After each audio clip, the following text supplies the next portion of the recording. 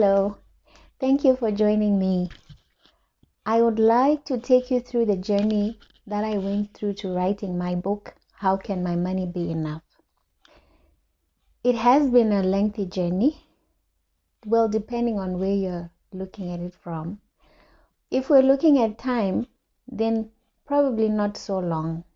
But if you're looking at experiences, then oh yes, it was a very lengthy journey for me. I started writing this book in February of 2020, and I launched the book on the 25th of June 2020. So you can see in terms of time, it was not very long. But what I went through in those few months, I do not know if it's something that everyone would want to go through. But yeah, it took me waking up very early. I'm naturally an early riser. So I wake up between 3 and 4 o'clock. I don't set my alarm anymore. I'm just used to it now. So 3 o'clock, I was up and I would go to the other bedroom and I would start writing.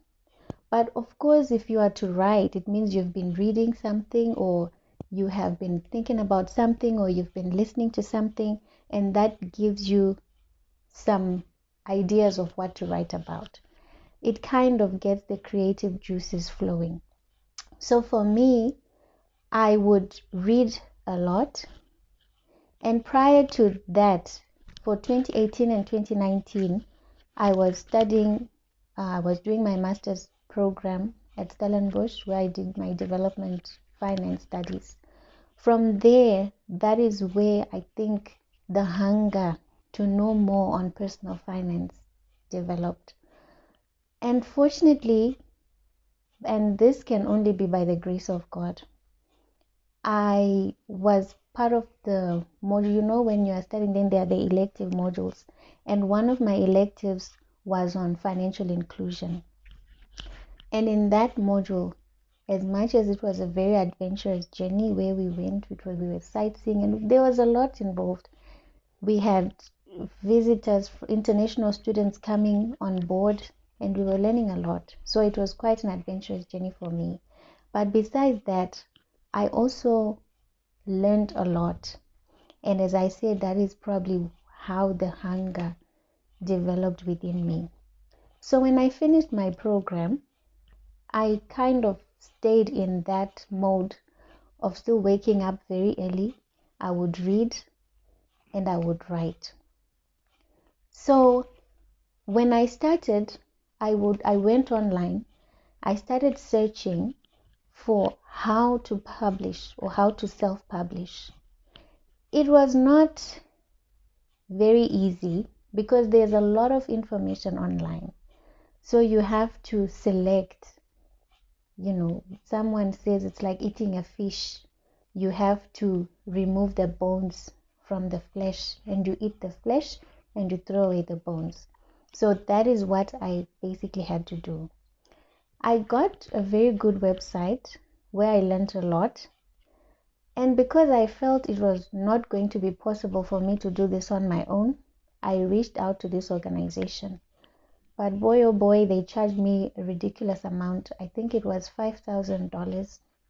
They said, $5,000. And they actually gave me a discount, which would come up to something like $4,000 if I was to pay within the next 3 weeks, because they were running a promotion at that point. And they said, if you want to self-publish a book in 6 months, then they would help me with everything right until I had my final product. As much as it was a lucrative deal, I did not have the money. So I decided to go full force on my own. So yes, the journey of writing started. I mapped out how my book was going to be, the different things I was going to talk about. And because everything was in my head, I kind of started brainstorming. And when you're brainstorming, you are just throwing all the ideas on the paper. But that's important because you need to put everything that's in your head on paper. And that's what I did. I put everything I was writing, not typing, writing. I had to write with my pen. and I was writing in my journal. I started to write everything that I was going to do. And there I started grouping some ideas, because you'd find that, okay, some of these things would fit into, if I talk about debt, maybe let me talk about it separately. If I'm to talk about savings, let it become a separate topic, and what it is that I touch on. So you may be wondering what really inspired me to then write the book. So yeah, because I was already in a writing mode, as I said, how else can I reach people? I don't talk much, but I know I can write. So I decided to put pen and paper together. I got inspiration from different men of God.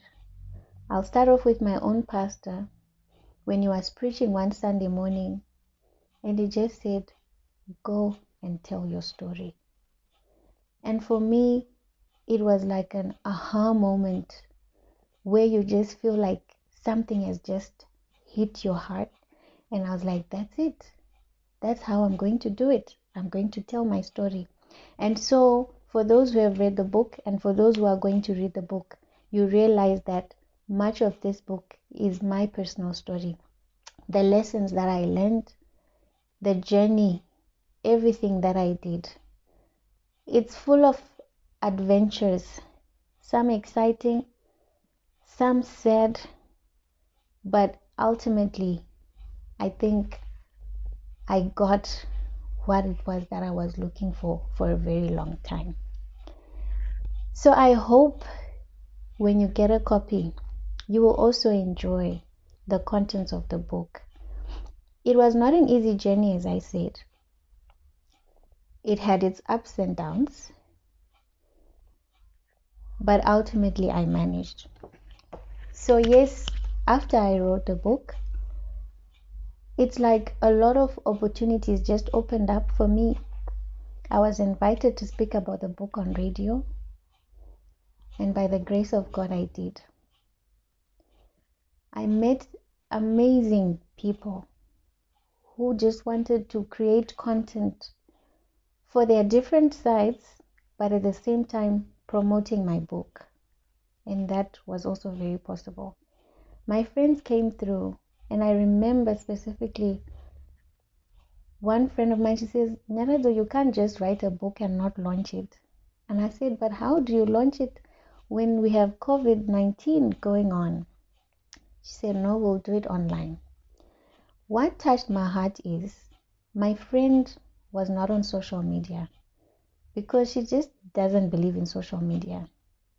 But for the sake of the launch, she had to go on social media, and she invited a lot of her friends, and yes, the book was launched.